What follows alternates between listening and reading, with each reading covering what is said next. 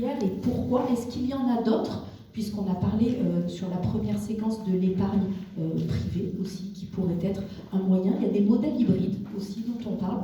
Quel est votre avis et les travaux que vous réalisez actuellement sur ces sujets? Merci de votre invitation, y compris à prendre la parole. Tout d'abord, je vous prie de m'excuser parce que je n'ai pas participé à la première table ronde, parce qu'il y avait la réunion de la commission développement durable. D'ailleurs, nos collègues qui étaient là ne pouvaient pas siéger, et nous auditionnions d'ailleurs Dominique Bussereau sur la conférence de financement. Parce que pour répondre en partie quand même à votre question, il faut préciser que c'est une question un peu récurrente, cette question de financement, y compris des modèles de financement, des modèles hybrides, pas hybrides, etc.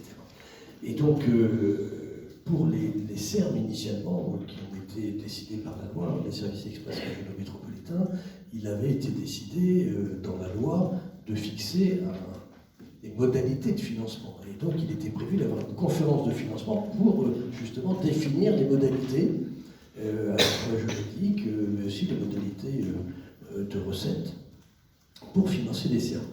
Et finalement, cette réunion aurait dû avoir lieu au plus tard en juin 2024, ça n'a pas eu lieu, etc. Et finalement, il y a eu cette conférence de financement